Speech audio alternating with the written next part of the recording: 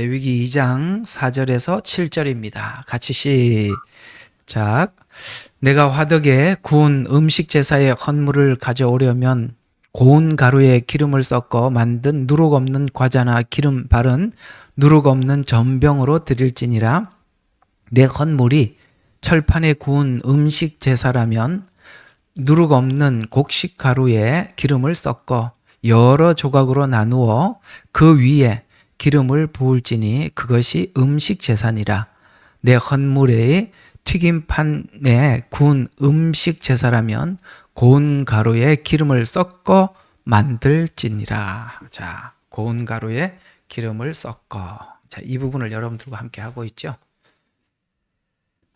우리가 이제 저번 주에 얘기했던 말씀들 다시 한번 상기해 보겠습니다. 이제 밀을 추수를 해서 이제 가루를 만든 건 맞습니다. 우리 이걸 보고 자아의 죽음, 이게 소재가 그건데요. 우리가 이제 자기를 부인하고라고 이제 예수님 말씀하시지 않습니까?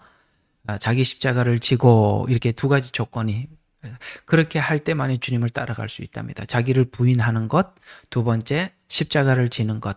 그러니까 이게 주님을 따르는데 방해가 되는 게 아니라 그걸 하지 않으면 주님을 따를 수 없다, 이런 얘기가 되는 거거든요. 자, 그런 의미에서 가루는 미풍에 날리기도 쉽죠. 조금만 바람이 불어도, 선풍기 바람이 불어도 날아가 버리겠죠. 거기다 이제 기름을 가지고 반죽을 딱 해놓는 순간 뭐가 안 되냐면 세균이 침투할 수가 없습니다. 성령 안에서 단단하게 묶어져 있을 때 우리 자신도, 또 우리 교회도 그래요. 우리 개인도 성령 안에서 믿음이 굳건할 때, 또 성령 안에서 교회가 탄탄할 때 세균이 침투할 수가 없어요. 기름이 보호를 하고 있기 때문에 그렇습니다. 이게 성령의 보호함을 상징합니다. 자, 우리 오늘은 이제 주제를 이렇게 잡아봤어요. 우리가 오늘 여기 성경에 얘기한 대로, 그러니까 레위기 2장 1절부터 7절이 이제 소재에 대해서 간략하게 기록했습니다만, 우리가 이렇게 해서 하나님 앞에 드려지고 이렇게 해서 이런 방식으로 연단을 받아야 변질되지 않는다는 겁니다. 변질되지 않는 거. 저는 이게 조금 전에 여러분들과 함께 요즘 이게 찬양팀이 이 청춘 찬양단이라는 게 있나 봐요.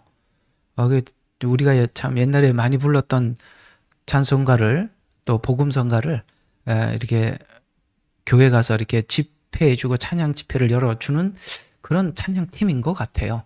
제가 뭐 직접 알아보지는 않았습니다만, 근데 이제 거기 찬양들이 우리가 굉장히 익숙한 찬양들도 있지만 그 카메라에 나오시는 연령대를 대충 보시면 그죠?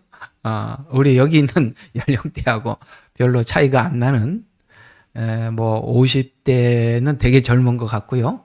뭐 60대, 70대 이런 분들이 그 뭐 그냥 마치 20, 30대 때 불렀던 것처럼 아주 그냥 천진난만하게 이게 찬양을 부르는 모습을 보면서 저는 이렇게 오늘 가만히 생각을 좀 해봤습니다. 우리 한국교회의 흐름, 한국교회가 어떻게 시작되었고 지금 어디까지 왔고 앞으로 또 어떻게 갈 것인가를 좀 잠깐 생각을 해봤어요. 우리가 6.25 동란 끝나고 이제 일제 잠정기가 끝나고 6.25 동란이 끝나고 난 뒤에 사람들이 너무 그러니까 육적으로 영적으로 가난했었어요. 그렇죠? 이 가난이 말로 못하고, 여기 뭐 캐나다 또 호주 계시는 분들도 여기 들어와 계시지만, 그때 그 이민 와서 여기 얘기들 들어보면 뭐 캐나다, 미국, 호주, 야, 이건 뭐 말로 할 수가 없어요. 뭐 국내도 그렇습니다만 정말 그런 시대에 너무나도 우리에게 절박했기 때문에 우리가 하나님의 말씀을 대할 때 이 말씀밖에 없다. 딱 광야에서 하나님 가르친 거 있잖아요. 사람이 떡으로 사는 것이 아니요 말씀으로 산다는 것을 철저하게 배웠던 시기가 영적으로 육적으로 가난해서 순수한 복음이 그때 전파되었어요. 그때 어쨌든 그분들이 복음의 깊이는 없었지만 그러나 그 복음 자체는 굉장히 순수한 복음이었습니다. 근데 이제 사단이, 내가 보니까 이 호주 교회도 그렇고 뭐 백인들 교회가 다 그럴 것 같아요. 영국 교회, 뭐 유럽 교회는 뭐 말도 못 하잖아요, 지금. 그죠? 여기 호주 교회도 가보면 그 정말 노인들밖에 없어요. 그 노인이 지금 여기 우리 찬양팀은 뺨치는 거예요. 그 진짜 백발 노인들만 와 계시거든요. 여기도. 호주 교회도 그렇습니다. 시골 교회도 가보면 그래요. 시골 교회도 이렇게 약간 이제 호주 외곽을 좀 다녀본 적이 있었었는데 가보니까, 이렇게 마을이 있으면은 그 옛날에는 여기도 거의 95%가 크리스찬이었어요. 여기 호주도. 이게 옛날에 이게 역사를 들어보니까, 다 크리스찬이에요. 95%가 크리스찬인데, 한 몇 년 전에 그 조사를 했는데, 지금 크리스찬 숫자가 퍼센트가 50몇 %예요. 근데 그 50%가 나오느냐? 이거 우리가 이런 거 있잖아요. 뭐 우리 엄마 아빠가 불교니까 나도 불교다. 우리 엄마 아빠가 기독교니까 나도 기독교다. 이렇게 해가지고 50몇 %가 나왔지. 그 숫자가 떨어진 게 그야말로 그 절벽에 물이 낙하하듯이, 폭포에서 낙하하듯이 그냥 절벽 떨어지듯이 이렇게 그 퍼센트가 떨어졌거든요. 이게 말이 50%지 아니에요. 그냥 우리 집안이 기독교다. 그래서 이제 체크할 때, 난 무슬림은 아니니까 이렇게 기독교를 체크한 것 같아요. 여기도 뭐 그렇게 거의 무너져 있는 상태지만, 우리 한국도 별반 다르지 않게 아까 불렀던 이 찬양 불렀던 분들이, 그 다 연세들이, 그 노인들 참 80대도 있고 70대가 있고 60대가 있고 50대가 대부분이 이렇게 찬양을 하지 않습니까? 근데 이제 그 어려운 시간들을 보내면서 우리가 이제 물질적으로 넉넉해지고 좀 부유해지기 시작했습니다. 뭐 백인 사회도 똑같습니다만, 그러면서 두 갈래로 나뉘자. 기복신앙인 사람, 그러니까 기복신앙은 기복신앙대로 이제 기독교에서 사실 하나님께 원하는 자기의 복을 받았으니까, 물질을 받았으니까 떨어져 나가버렸어요. 또 상대적으로 그렇게 하나님께서 물질을 채워주지 않았던 사람들은 그런 어떤 좀 뭐라고 해야 되냐? 그러니까 자기들이 하나님은 왜 내게 축복을 해주지 않는가? 시험이 들어서 또 떨어져 나갔고, 이해가 가죠? 그러니까 쉽게 말해서 기복신앙은 받아도 떨어져 나가고 안 받아도 떨어져 나가게 돼 있어요. 그러니까 사단의 아주 고차원적인 전략인 것 같습니다. 그러니까 이 백인 사회가 이렇게 부유해지면서 교회가 이렇게 침체해 왔거든요. 여러분, 미국 교회다 처음에 교회가 부흥될 때도 너무너무 힘든 시기였었어요. 그래서 미국 교회가 그 개척 당시에는 어떤 말이 있었냐면, 우리가 톱밥길을 가서 천국을 간다는 말이 있었어요. 이게 무슨 뜻이냐면, 너무너무 사는 게 개척 시기에 너무 힘들어가지고 사람들이, 그때 미국 교회가 부흥회가 참 많았거든요. 그러니까 부흥회를 하면 복음에 대해서 순수한, 그러니까 우리가 구원의 복음에 대해서 정확하게 제시를 하고, 또 미국 사람들의, 백인들의 특징이 있잖아요.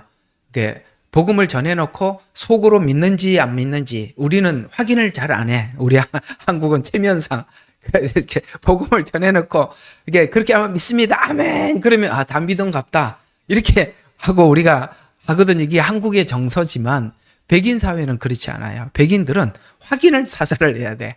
예수님 영접한 사람 손 드시오. 이래갖고 손을 들어서 확인을 하는 게 백인들의 특징이에요. 백인들은 어물쩍 안 넘어가요. 그래서 반드시 확인을 하고, 그래서 영접했습니다. 박수 쳐주고 침례까지 줘. 그러니까 이렇게 해야 이 사람이 영접해야 돼. 왜냐하면은 자기가 확실하게 믿었다는 것을 표현하지 않으면 믿은 걸로 안 쳐줘요. 그게 이제 백인 사회예요. 그리고 너무 사는 게 힘드니까 이제 예수님 믿고 천국 가게 됐으니까 그때 이제 부흥회를 할 때 천막을 쳐놓고 했어요. 천막을 쳐놓고 하는데, 그러니까 땅이 질척질척하니까 톱밥 있잖아요. 톱밥을 가지고 길을 거기다 이렇게 쭉 앞으로 이렇게 강대상으로 나오는 그 길에다가 톱밥을 깔아놔요. 그게 이제 톱밥 길을 간다 이런 말이에요. 그러니까 영접하고 할렐루야하고 침례받고 톱밥 길로 가서 천국 가자. 바로 이렇게 죽어서 천국 갔으면 좋겠다. 이게 이제 그 백인들이 그만큼 고달팠어요. 그러니까 개척 시기가. 그래서 톱밥길을 간다 이런 말이 있습니다. 재밌죠? 그런 역사를 좀 알고 이게 백인 교회와 한국 교회를 한번 생각해 보는 것도 좋습니다. 이런 진단이 필요한 것 같아요. 아까 청춘 찬양팀 그 노인 분들 찬양하는 걸 보고 제가 좀 오늘 한번 이거 정리를 좀 한번 해드렸으면 싶어서 드리는 말씀인데요. 근데 이제 한국 교회가 미국 교회도 그리고 난데 이제 부요해지고 이렇게 그 하나님을 향한 믿음이 진심이 아니었던 사람들이 돈을 가지면 가진 대로 변질되고 또 없으면 없는 대로 자괴감이 느껴져서 또 하나님을 떠나고 순수하게 사람이 떡으로 사는 것이 아니라 하나님 입에서 나오는 말씀으로 산다는 그 순수하게 복음을 받은 사람만 소수가 남은 것 같아요. 그게 이제 지금 백인 교회도 가본 그 노인들 남아있는 이분들이 그 진심이었거든요. 내가 지금 가지든 안 가지든 상관없이 내가 주님을 믿는 것은 진심이었기 때문에 아직도 그 교회를 지키고 있는 분들이 많아요. 여기 시드니도 백인들이 많이 있었어요. 그러니까 여기 교회들이 보면은 진짜 오래됐어요. 진짜 와보면 기가 막힙니다. 아주 그 어떻게 옛날에 이런 교회를 지었나. 돌덩어리를 갖다 다 깎아가지고요. 그거를요, 작품을 만들어갖고 그 기둥에다 붙여놓은 거 보면, 야, 이걸 어떻게 저렇게까지 정성스럽게 만들었을까 싶은 게, 그게 뭐 지금도 그냥 멀쩡해요. 돌로, 워낙 단단한 돌로 만들어놔서. 근데 이제 노인들밖에 없으니까, 이제 이민자들이 여기 많이 오니까, 또 이민자들이 교회가 없으니까 거기 가서 교회 좀 시간장 빌렸으면 안 될까요? 그래 이제 얘기하니까 교회를 빌려주게 되고, 근데 이제 자기들은 인원이 소수고 이민자들은 자꾸 이렇게 많아지니까 어쩔 수 없이 이제 백인 교회 성도들이 그럼 당신들이 좋은 시간을 쓰십시오. 우리는 인원이 몇 명이 안 되니까 그냥 오후에 예배를 드리든지 그렇게 하고 여러분들이 황금 시간에 쓰세요 하고 이렇게 이민자 교회인데 다 뺏겨. 이제 교회가 왜 없으니까 성도들이. 왜냐하면 자기들만 있으면 이게 건물도 유지할 형편이 안 되니까 어쩔 수 없이 이제 이민자 교회가 이제 여기 다 거의 차지하고, 뭐 시드니는 이제 백인들이 뭐 자기들이 붙잡고 있는 교회가 거의 없을 정도로 이제 백인들은 다 물러나게 되었는데, 이제 시골도 가보면 그 형편이 별반 다르지 않다는 거예요. 왜 그랬냐? 이게 물질의 축복을 받고 갔죠. 물질의 축복을 받고 갔다는 것은 믿은 목적이 그렇게 하나님 복 주십시오. 물질을 원합니다. 라고 목적을 달성했기 때문에 간 거거든요. 그래서 지금 하나님께서가 안일한 시간, 평화의 시간, 넉넉한 시간에 하나님께서 1차를 걸러냈습니다. 예수님을 믿는 그 목적이 순수한 그리스도와 연합하지 않았던 성도들이 하나둘 교회를 떠나게 되고, 그런 현상들이 유럽에서 있었고 1차적으로 지나갔고, 미국 교회가 있었고, 미국 교회라고 하면 여기 호주 교회도 비슷한 형태로 이해를 하시면 되겠고, 지금 한국 교회도 그런 과정에 들어와 있어서 아까 찬양 불렀던 분들 보세요. 우리 여기 권사님들이 아마 대부분일 거예요. 그죠? 뭐 그런 분들이 이렇게 옛날 찬양을 부르고 그랬던 것 같습니다. 그래서 우리가 지금 하나님께서 이게 지금 이 시대에 묻는 것 같아요. 너희들이 숫자에 목말라 있느냐? 숫자에 목말라 있다는 것은 교회 인원들을 많이 채우기 위해서 교회가 운영이 되면 어떤 일이 생기느냐면 복음이 변질될 수밖에 없어요. 교인들의 눈치를 보면 설교자가, 목사가 자꾸 성도들의 비유에 맞추는 설교를 하다 보면 성경에서 말하고자 하는 순수한 이 복음을 전달할 수가 없어요. 사람들의 비유 맞추다 보니까. 그러니까 대부분 이제 우리 예레미야 눈물 교회 성도님들은 거기에 지쳐서 오신 분들이 많아요. 그죠? 이게 복음이 아닌데, 성경의 이야기와 다른데, 이래서 오신 분들이에요. 그게 이제 그런 것 때문에 오신 거거든요, 여러분들이. 그 왜 그러냐? 부흥에 초점이 맞춰져 있다 보니까 어쩔 수 없이 복음을 제가 목회해 보니까 그래요. 성도들을 붙잡으려면은 성도들을 붙잡으려면은 제가 이 성경을 사람들의 비유에 맞춰야 돼요. 그러면 이게 세월이 지나가면 돌이킬 수가 없어요. 자꾸 사람들에 맞추는 설교를 하다 보면은 지금 제가 이렇게 설교하고 있는 이 복음으로 돌아오려고 해도 돌아올 수가 없어요. 예. 성도들이 당신 옛날에 이렇게 말하지 않았잖냐 라고 하기 때문에 돌아올 수 없는 루비콘 강을 건너는 것과 같습니다. 그렇게 양보하면 안 돼요. 복음은 절대 양보하면 회복할 수가 없습니다. 그런 이제 문제가 있었던 것 같고요. 또 하나 이제 빠져나가지 못하게 하려고 하니까 그물을 쳐야죠. 그걸 보고 이제 조직이라고 하는 거예요. 그러니까 오면은 뭐 빨리 집 사주고 집사 위태위태하면 빨리빨리 권사 주고 그렇게 조금 더 위태하면 빨리 장로 주고 그래서 이제 자기가 얻어맞는 거예요. 세워놓고 자기가 맞는 거예요. 그렇게 또 변질돼. 그래서 저희 교회는 아무도 집사님 없어요. 우리는 여긴 다 성도님이라고 부릅니다. 다른 목사님들은 그런 이야기를 합니다. 이 교회가 그래도 집사도 세우고 그래야지 그 직분인데 그래서 제가 그렇게 좀 목사님들한테 반박해서요. 저기 사도행전에 보니까 집사 실력이 목사 뺨치던데.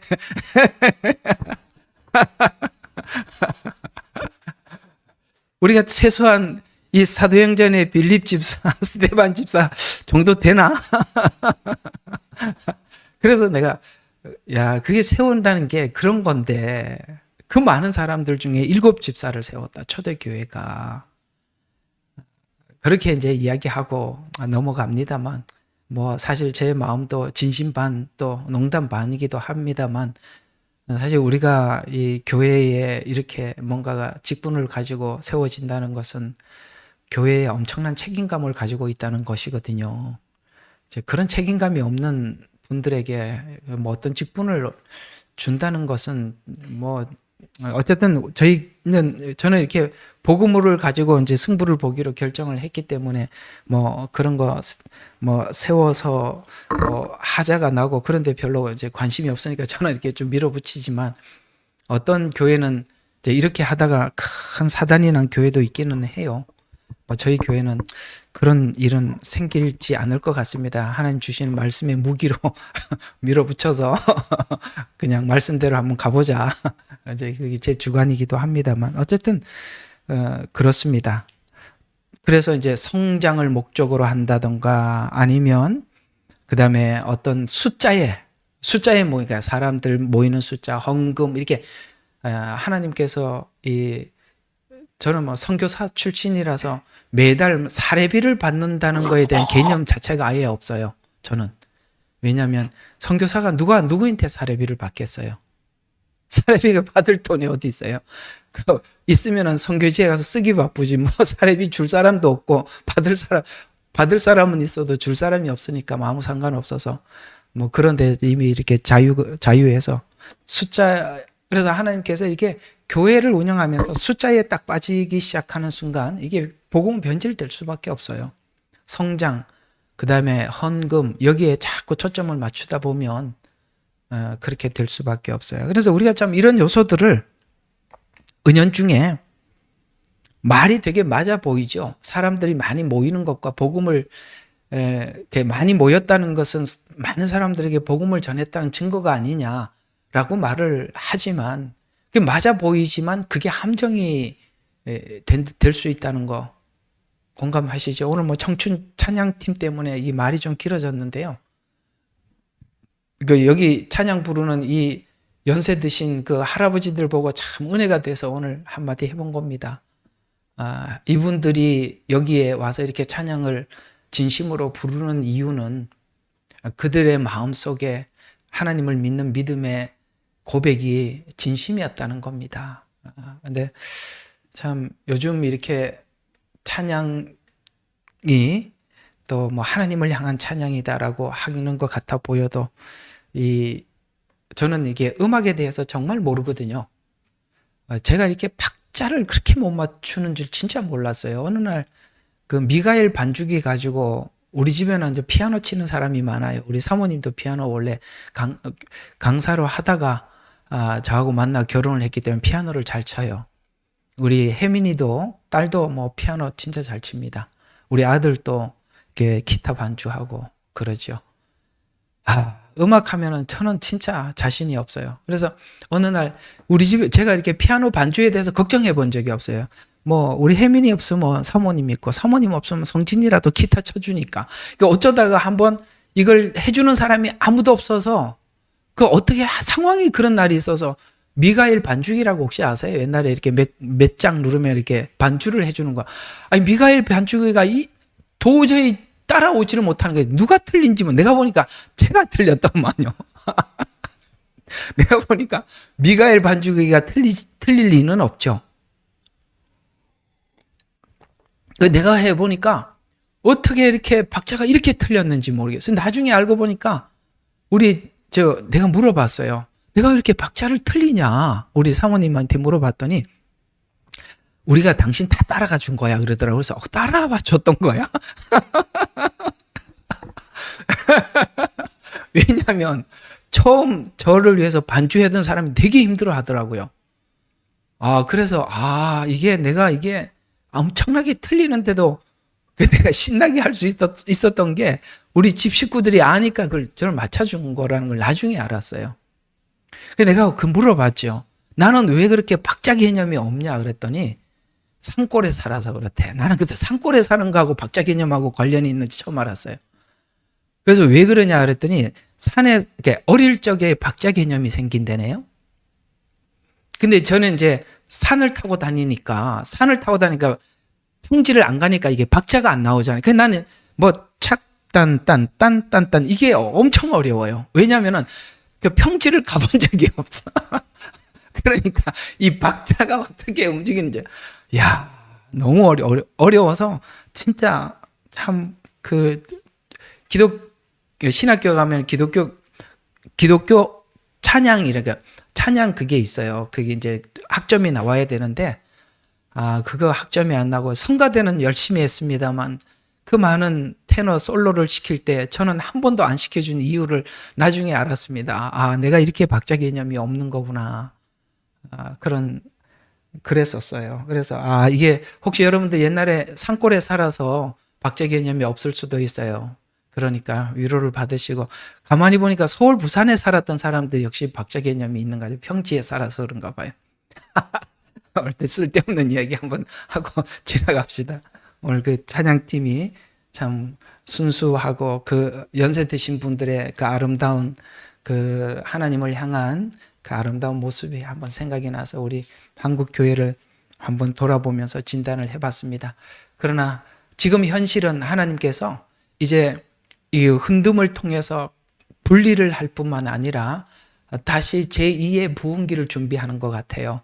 우리가 이게 굉장히 힘들고 고난받는 핍박의 시간이 우리가 가해지게 될 때 우리 젊은이들이 다시 한번 하나님 앞에 이 젊은이들이 하나님 앞에 돌아올 기회를 얻지 않나. 전 세계가 다시 이렇게 암흑 속으로 또 긴장 속으로 돌아가는 것은 하나님께서 다시 그 부흥을 준비하고 있다라고 우리가 생각이 되어집니다.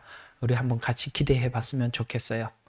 자, 오늘 이제 쓸데없는 이야기 마치고 자, 오늘 소재 한번 보도록 하겠습니다. 소재를 그렇게 여러분들한테 설명을 하면서도 소재가 본래 어떤 뜻인지 이 소재라는 이 단어에 대한 설명을 하지 않아서 안 한 것 같아요. 그래서 한번 이걸 해 보도록 하겠습니다. 여기 이제 계신 분들 중에 그런 요구도 있었어요. 목사님, 우리가 좀 분명하게 알기 위해서는 한자로 좀 적어주세요. 이렇게 하신 분이 있었는데 여기 지금 들어와 계시거든요. 여자예요. 소재. 이게 소라는 말은 희고 순수한 이런 뜻입니다. 희고 순수하고 섞이지 않은 뭐 이런 뜻이 되겠습니다. 그런 소자고요. 제는 제사할 때 제자입니다. 이렇게 이게 소제거든요. 자, 이 소제란 한자 그대로 풀이하면은 희고 순수한 것을 섞이지 않는 본질, 본질 자체를 하나님께 드리는 제사라는 뜻입니다. 순수한. 그러니까 그 순수한 게 뭐냐라는 질문 앞에 소재는 이렇게 대답을 하고 있습니다.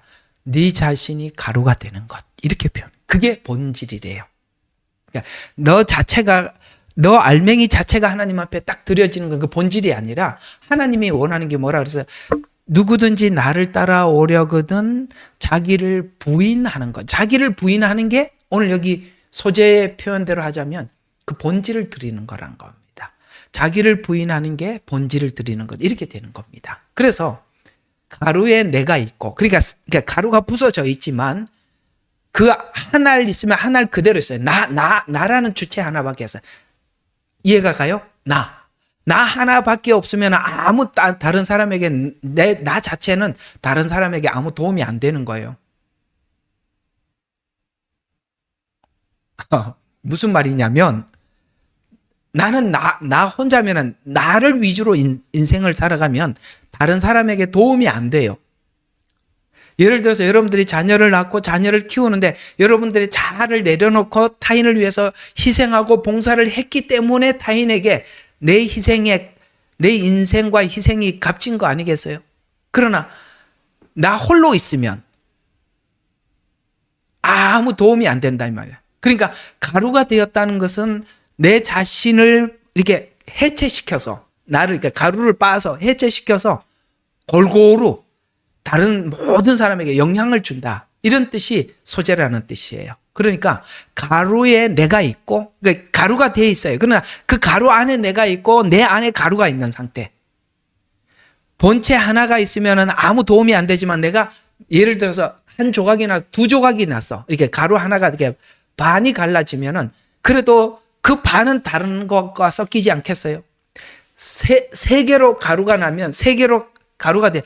잘게 부서지면 부서질수록 많은 곳에 내가 있겠죠.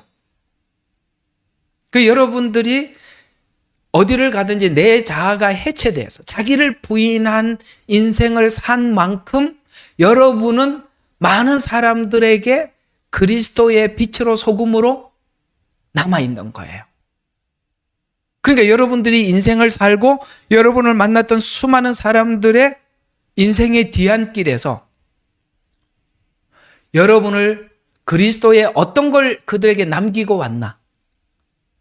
그리스도의 어떤 영향을 그들에게 끼치고 내가 지금 현재 여기 있냐?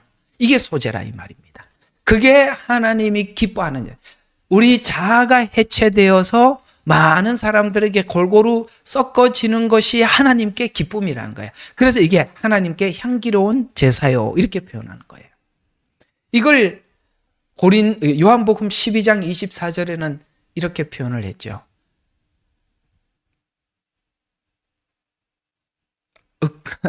한 알의 미랄이 이게 갑자기 미랄이 이렇게 한 알의 미랄이 땅에 떨어져 죽지 아니하면 아까 나 혼자 있으면 한 알 그대로 있으면 아무것도 없죠. 그러나 썩으면 이 말이 여기 소재예요. 그러니까 내가 자아가 해체되고 썩으면 많은 열매를 맺느니라. 이게 이제 가루를 설명을 할 때 쭉 설명을 했던 건데 이제 아까 말씀드린 것처럼 이 가루만 있으면은 조금만 미풍만 불어도 날린다고 그랬죠. 그래서 반드시 거기다 바로 기름을 부어라. 여러분 우리가 이제 뭘 하면 예를 들어서 여러분들 이제 밀가루를 가지고 할 때 뭐 보통은 우리가 그걸 붓잖아요. 그 뭐죠? 물을 붓고 하잖아요. 그죠? 그렇게 해서 뭐 하죠? 부치개도 하고 그다음에 만두도 하고 국수도 하고 그렇게 하지 않습니까? 그죠? 예, 물을 부어 가지고. 근데 이제 물을 부으면 왜 기름을 부으러 그러냐면은 물을 부으면은 금방 변해요. 근데 기름을 부으면 단단할 뿐만 아니라 세균이 침투할 수도 없고 바람과 접촉도 막아줌으로써 변질되지 않아요. 오래 간다 이 말이에요. 그래서 기름을 부으라는 거예요. 우리가 성령 안에서 훈련되지 않으면 변질된다 이 말입니다. 하나님께서 훈련시키는 코스가 있고 하나님께서 훈련시키는 방법이 있어요. 그 방법대로 훈련을 받은 사람들은 그 변화되고 난 뒤에도 그 본질이 정말 하나님이 원하는, 예수님이 원하는 모형으로 남게 돼요. 그러나 자기가 자기 스스로를, 자기가 자기를 만들어 버리면, 자기가 자기를 변형시켜 놓으면 그건 절대 변질될 수밖에 없어요. 이제 그걸 오늘 여러분들과 함께 설명해 보려고 그러는 건데요. 우리가 성령 안에서 훈련되어져야 하는 이유가 뭐냐면, 만약에 우리가 성령 안에서 훈련되지 않은 자기 자아의 해체, 자기 부정은, 그런 사람들이 있죠. 하나님 안, 그러니까 성령 안에서 훈련되지 않은 사람들이, 자기가 훈련을 받았다는 사람들이 어떤 문제가 생기느냐면, 십자가로 이끄는 길이 아니라 자기 보상의 요구를 하는 또 하나의 자아가 탄생한단 말이에요. 이해가 가요? 예수 그리스도를 알기 전에도 어떤 자아가 있었어요. 그런데 하나님께서 훈련을 시키지 않은, 자기가 자기 스스로를 훈련시켜서 만들어 놓으면 또 다른 자아가 된다 이 말입니다.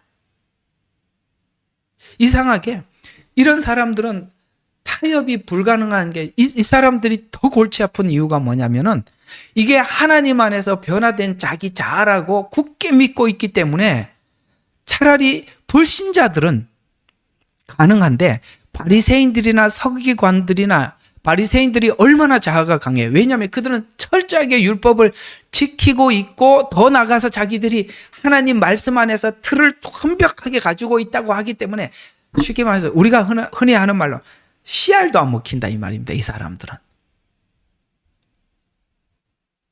알아듣겠죠? 씨알도 안 먹힌다는 말 무슨 말인지 알죠? 네. 저도 이렇게 고급 단어들을 다 잊어버려가지고 이런 말밖에 잘 몰라요. 중국 가서 중국어 한다고 또 한참 잊어먹고, 중국 가서 이 중국어가요 정말 이런 말이 있어요. 이상하게 중국어를 하면 이 세상에 있는 모든 언어들을 다 잡아먹는 게 중국어야. 중국어가 그렇게 이상해. 우리 중국어를 하는 우리 중국 선교사들은 보면 이게 한국말들을 엄청 까먹어요. 이상하게. 그 중국말은 모든 언어의 함정이라고 그래. 근데 진짜 그걸 내가 어떻게 느꼈냐면은, 어느 교회에 가서 설교를 하는데 단어가 생각이 안 나는 거예요. 이 사람들은 내가 지금 하나님께 기도하는 줄 아는데 그게 아니라 단어가 생각이 안 나서 가만히 서 있는데, 사람들은 몰라. 왜 단어가 생각이 안 나. 그렇더라고요. 그런 것처럼, 왜 자꾸 오늘 엄한 데로 가죠? 아까 이제 그 그런 단어를 썼던 거에 대해서 이야기를 하는구나. 자, 그런 것처럼 우리가 또 다른 자아가 생겨서 참 이런 사람들 만나서 뭔가가 대화하기가 너무 힘들어요. 왜냐하면 이런 거예요. 우리가 성령 안에서 우리 자신이 빚어지지 않는 절제. 여러분, 이 바리새인들이 철저하게 절제하잖아요. 내가 금식한다고 하나님 앞에 외치잖아요. 일주일에 몇 번씩 금식한다고 하잖아요. 그건 뭐냐면 절제를 하나님 앞에 고백하는 거거든요. 근데 문제는 바리새인들의 금식이 얼마나 위선적이고 얼마나 우리에게 부담스러워요. 보세요. 우리가 성령 안에서 빚어지지 않는 절제는, 하나님이 결국에는 은혜를 흘려보내라고 했는데, 이런 절제는 은혜를 절대로 흘려보내지 못해요. 왜냐하면 자기는 절제라는 틀 안에서 완벽하다고 생각을 하기 때문에 부족한 사람들을 용납을 할 수가 없어요. 그래서 또 하나의 율법이 돼요. 공감하죠? 우리가 성령 안에서 만들어지지 않는 강해진 나는 또 하나의 율법이 되는데, 우리는 이 바리새인들이라는 한 모델을 통해서 정확하게 관찰할 수 있어요. 또 성령 안에서 역사하지 않는 교리, 예를 들어서 성경에 대한 이해는, 아시겠어요? 성령 안에서 이해되지 않는 자기가 만들어 놓은 이 교리는 사람을 살리지 못하는 정답만 전하는 선생이 돼요. 자, 제가 이건 이제 한 가지 여러분들의 궁금증을 하나 또 풀어드릴게요. 여러분들이 뭘 궁금해 하는지 제가 다 알고 있으니까 이렇게 하다 보면 다 풀려요. 여러분들이 궁금하고 알고 싶어, 진짜 알고 싶은 거를 여러분들과 가까운 목사님이나 가장 가까운 목사님, 그러면 담임 목사님이 기도하겠죠. 아니면 뭐 누구도 좋습니다만 가서 뭘 물어보면 원리를 설명해 주는 게 아니라 정답만 딱 이야기를 해주죠. 안 해봤구나. 해봤나? 딱 가서 원리를 물었는데 답만 이야기를 해요. 그래서 내가 다시 원리를 자꾸 말해. 이게 왜 그렇게 됐는지 원리를 말해달라고 그러면 화만 내요. 성경이 이게 정답이라고. 그냥 이 정답만 가지고 가. 이렇게 외칠 뿐이지 원인과 과정을 설명해 주지 않아요. 그게 왜 그러냐면은 생명 안에서 역사하지 않는 교리. 이해가 가요? 하나님의 성령 안에서 우리가 성령 안에서 배워진 은혜. 그게 뭐냐면 이제 성령 안에서 배워진 은혜를 가지고 교리를 설명하려면은 정답만 이야기하기보다는 훨씬 더 원인과 과정을 설명하게 돼 있어요. 왜냐하면 우리가 예수님이 간 길, 걸어가셨던 그 십자가의 길에 함께 걸어본 사람만이 알아요, 그걸. 함께 걸어본 사람만 알기 때문에 그 원리를 설명해 주는 거예요. 근데 그 십자가의 길을 걷지 않아요. 그러니까 이게 성령 안에서 가지 않으면 십자가의 길을 걸으면서 교리가 생기지 않아요. 그냥 머리로 생기는 거다 보니까 답만 이야기를 해주는 거예요. 그런데 과정을 설명을 해달라 그러면 말을 못 하는 거예요. 왜? 자기가 안 해봤거든요. 하나님께서 이끄시는 성경이 보여지고 성경이 열리는 과정은 필연적으로 책을 통해서 여는 것이 아니라 우리가 살아가는 삶의 고통스러운 과정을 통해서 하나님이 성경을 하나하나 열어주시는 거예요. 그렇기 때문에 정답을 딱 설명하기보다는 훨씬 더 원리를 설명을 해주는 거예요. 이해가 가요? 왜 정답만 이야기하는지, 누구는 왜 원리를 설명하는지, 성령 안에서 배운 자들과 성령 밖에서 배운 자들이 그런 차이가 있다는 거예요. 정리가 되시죠? 아마 여러분들이 알고 싶었던 부분일 수도 있어요. 이게 여러분에게 좀 답이 됐으면 좋겠습니다. 자, 이 말은 이런 이야기가 되는 겁니다. 성령 안에서 훈련되지 않은 사람은 자신을 부인하면서도 그리스도를 드러내지 못하고 절제를 하면서도 은혜를 흘려보내지도 못하고 교리를 말하면서도 이상하게 그게 생명이 돼. 듣는 사람에게 그렇구나 하고 힘이 되고 은혜가 되고 이렇게 그 말씀이 내게 막 은혜가 되고 이렇게 힘이 돼줘야 되는데 그게 생명이 안 된다 이 말이에요. 그만큼 이렇게 설명하고 이렇게 이해하고 있는 것은 그의 어떤 성령의 인도함을 받는 과정에 문제가 있었던 거구나 라고 여러분들이 이해를 하시면 됩니다. 그래서 오늘 이 바울이 바로 이런 차원에서 이 말을 했어요. 우리 자주 쓰는 이야기인데 갈라디아서 2장 다 찾아요. 가만히 있는 사람은 아무도 없어야 돼요. 자, 갈라디아서 2장 16절과 20절. 내가 그리스도 안에서 십자가에 못 박혔나니 이제는 내가 산 것이 아니요. 이 말 잘 교정할 필요가 있어요. 지금까지 제가 여러분들에게 설명했던 설명을 머리에 염두하고 다시 이 본문을 봐요. 그러면은 새로울 겁니다. 바울이 이 말을 한 것이 얼마나 긴장된 고백인지 한번 볼까요? 자, 2장 16절부터 20절까지 보겠습니다.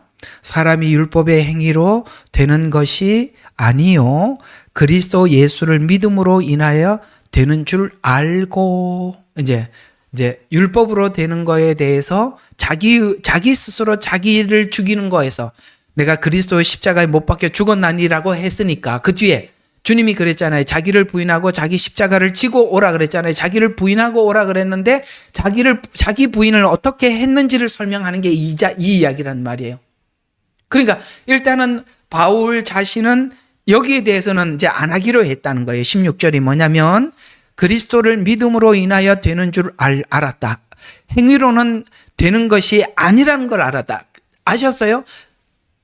성령과 더불어 하지 않는 변화는, 내가 옛날에 예수 믿는 사람들 때려 죽이는 일밖에 못했다, 이걸 알았다 이 말이에요. 참 말하고 보니까 사투리가 무진장 많아요. 때려 죽이는 게 아니고 때려 죽이는 때려 죽이는 일밖에 못했다 이 말이에요. 그래서 나 이제 그거 안 하기로 했다 이 말이에요. 16절 그죠? 율법의 행위로 이렇게 되는 것이 아니요 예수 그리스도를 믿음으로 인하여 되는 줄 알고, 자 이제 거기까지 우리 모두 공감해요. 자 우리도 이제 우리 같이 포함시킵니다. 우리도 율법의 행위로서가 아니라 그리스도를 믿음으로 인하여 의로워지고자 함이라.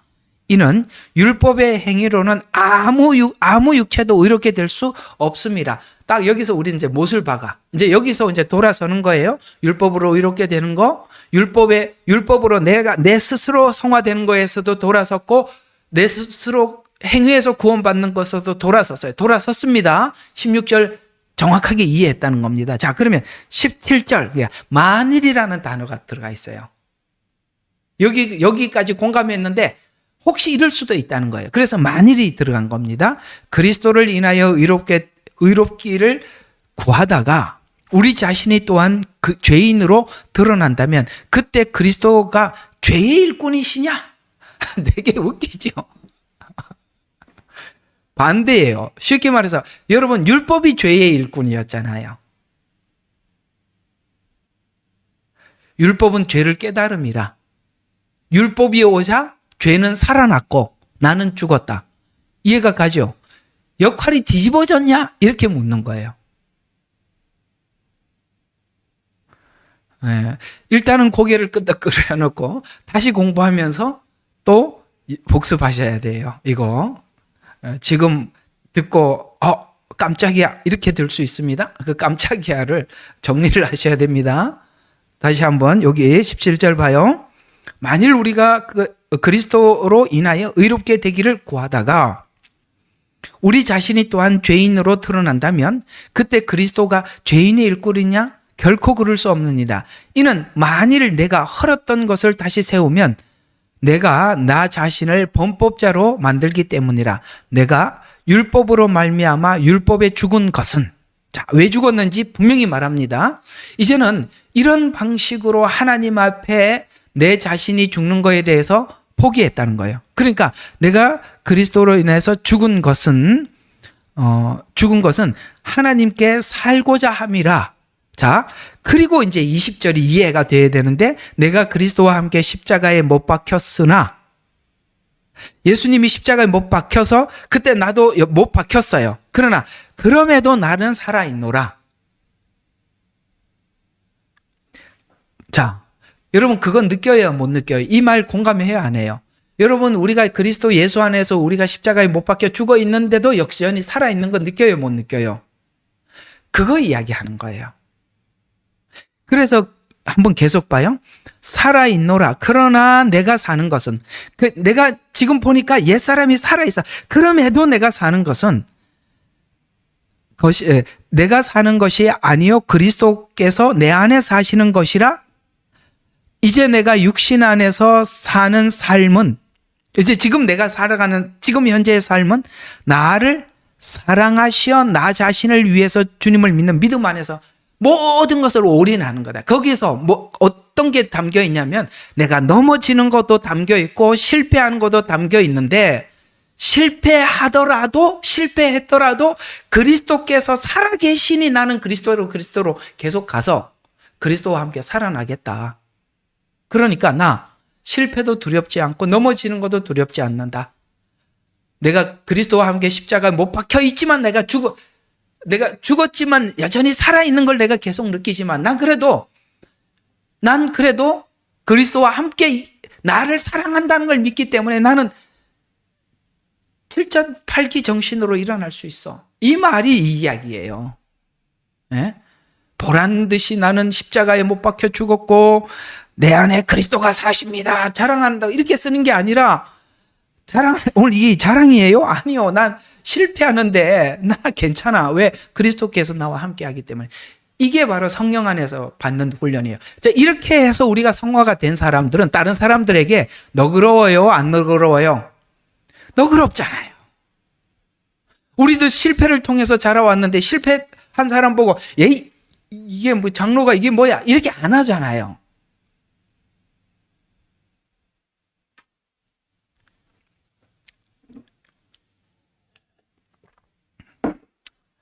요즘 우리 크리스찬들 사이에 참 이게 참 충격적인 우리 사실 뭐 저한테도 좀 충격적인 이야기이기도 합니다만 우리 국회의원 중에 한 분이 나는 국회에 선교사로 왔어요 하고 가셨던 분이 세상에 어쩌면 이렇게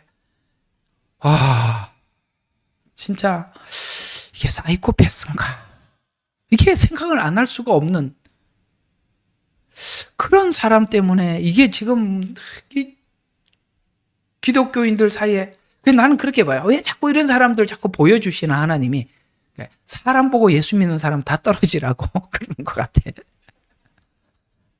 사람 쳐다보면서 예수 믿는 사람들은 아마 다 떨어질걸요.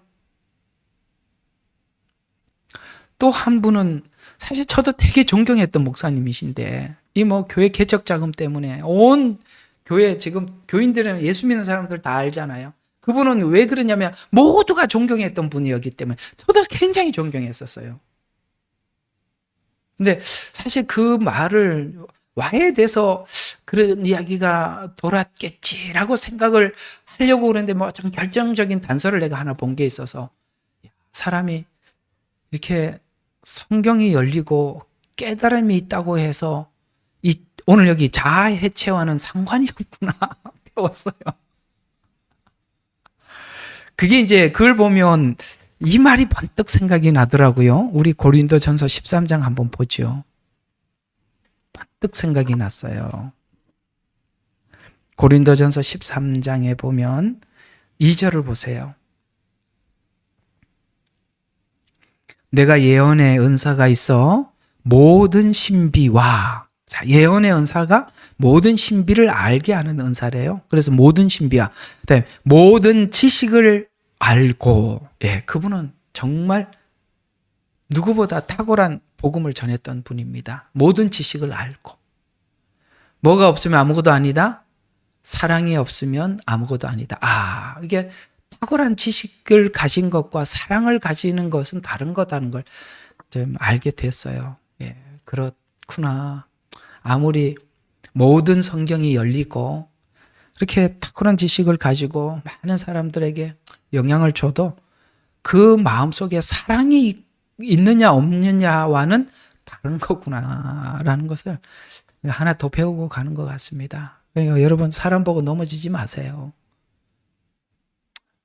뭐 그럴 수 있습니다. 우리가 또 그 한 영혼을 위해 불쌍히 여기고 기도해야 될 것 같아요. 하나님 그 지금껏 이렇게 전했던 말씀이 그분에게도 그 전한 말씀이 그 안에 속에 사랑으로 남게 해주세요. 우리가 그렇게 해주는 게 우리가 맞는 것 같습니다. 어쨌든 자, 자기 부정이 반드시 그리스도 안에서만이 일어나야 한다라는 말이 오늘 이 갈라디아서 2장 20절 말씀이에요. 자기 부정이 어디서 일어나야 된다고요? 그리스도 안에서 일어나야 된다. 또 로마서 10장 1절과 4절에 보면 만약에 그리스도 안에서 일어나지 않으면 이런 일이 이런 문제가 생긴다는 거예요. 10장 1절과 4절을 보면 형제들아 내 마음의 소원과 이스라엘을 위해 하나님께 드리는 기도는 그들이 구원받게 되는 것이라 내가 그들에 대해 증거하노니 그들에게는 하나님에 대한 열성은 있으나 그런 분들이 많아요. 이건 물론 이스라엘을 두고 하는 이야기입니다만 우리 교회 안에도 이런 분들이 있어요. 하나님에 대한 열성은 있어요. 그러니까 열성이 있는 것과 진심이 있는 건 달라요. 제가 강조하는 것은 진심을 강조한 것이지 열성을 강조한 건 아니에요. 진심이 없어도 열성은 있을 수 있어요. 그렇죠? 이런 걸 보고 우리는 흔히 종교인이라 이렇게 표현하면 되겠습니다. 열성은 있으나 지식을 따라 된 것은 아니라는 것은 성경에서 말하는 대로 된 건 아니라 이 말이에요. 그래 지식을 따라 된 것은 아니니라. 이는 그들이 하나님의 의를 모르고 자기 의를 세우려 함으로써 자기 의를 세움으로써 그들 스스로 하나님의 의에 복종치 아니하였습니다. 그리스도께서는 믿는 모든 사람들에게 의가 되시고자 자 율법에서 끝이 됐다는 거예요. 근데 율법으로 의가 되기 위해서 세웠던 이 의가 예수님께서 주는 의를 받아들이지 못하게 하더라. 근데 예수님이 오신 것은 인간 스스로 의에 도달하려고 하는 것에서 예수님이 스스로 끊어버렸다는 거예요. 그러니까 예수님이 끊었는데 끊은 걸 가지고 의를 삼으려고 하니 예수님이 준 의에 대해서 자연스럽게 거부하더라. 이해가 가요? 성령 안에서 훈련을 받아서 의가 완성된 자들은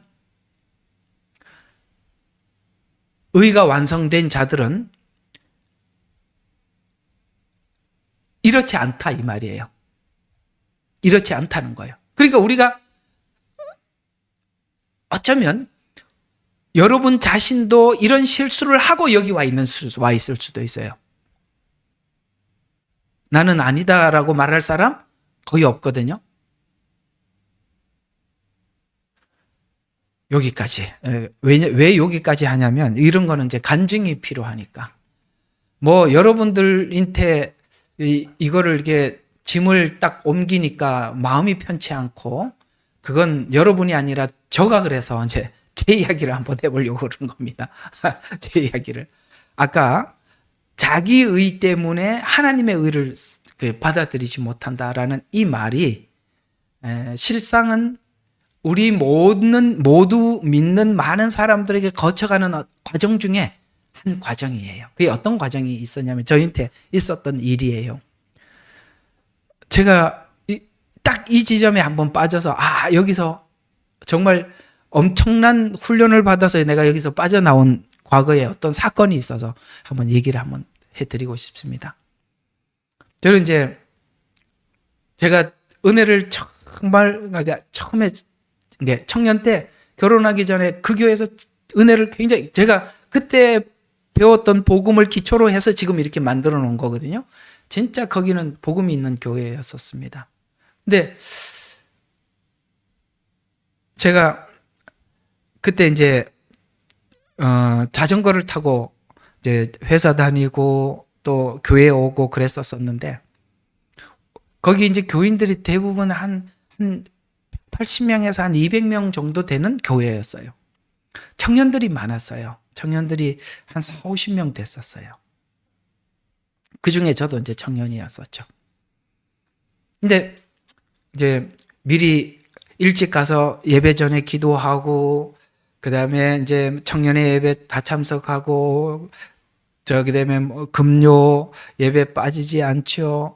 그 다음에 뭐 하여튼 청년의 활동 하죠. 주일학교 교사, 그 다음에 뭐 하여튼 여러 가지를 했어요. 그러니까 우리 집에 아무도 예수를 안 믿는데 저 혼자 이렇게 열심히 교회 다니는 청년인 저를 보고 많은 사람들이 정말 박수도 많이 쳐주고 칭찬도 많이 하고 우리 아무개 청년 뭐 이런 얘기를 많이 하다 보니까 저는 진짜 엄청난 사람인 줄 알았어요.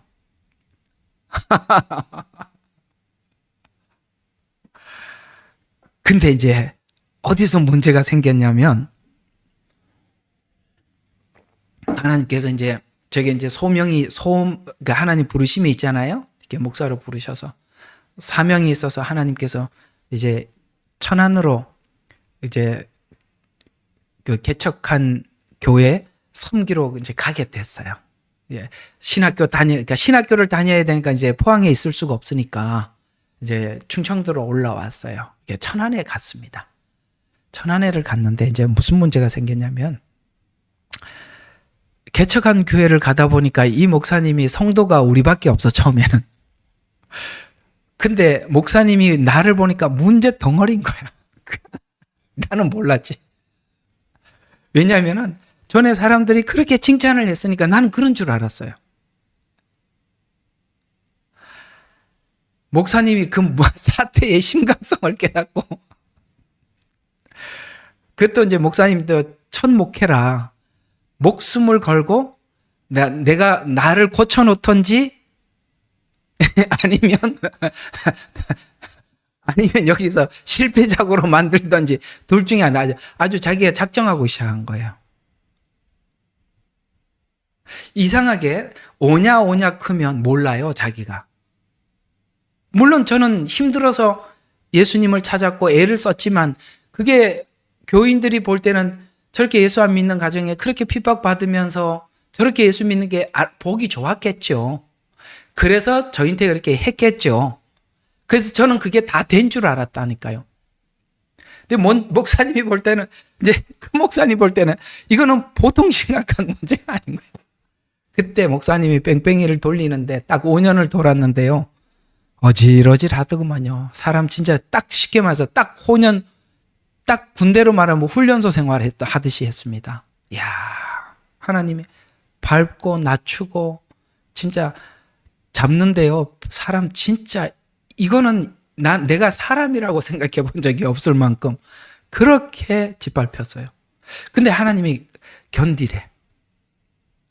네가 여기를 견디지 못하면 네가 성경도 안 열릴 뿐만 아니라 양떼들을 아무도 돌보지 못하고 사람들 너한테 맡겨준 양떼들 다 죽인다는 거예요. 그러니 내가 갈 수가 있습니까? 그래서 진짜 5년 동안 진짜 훈련을 받고 나왔을 때 목사님이 정말 저한테 축하한다고 박수 쳐주고 두 손 꼭 잡으면서 정말 수고했다고. 진짜 그때서야 교관 딱 지를 때더구만요. 야, 딱 훈련소에 그 훈련 교관과 같이 훈련을 시켰는데요. 목사님이 다 알면서 일부러 야단치고 일부러 정말 나는 사람이 아니다 이런 생각을 하고 살았어요. 5년을. 그리고 나니까 많은 부분들이 해결이 되더라고요. 우리가 은혜를 받으면 옆에 있는 사람들이 은혜를 받아서 참 은혜 받아서 보기 좋다 이렇게 말해주고 싶은데 그게 또 문제가 될 수 있다는 것도 아세요. 누구 이름 자꾸 거명하지 마세요.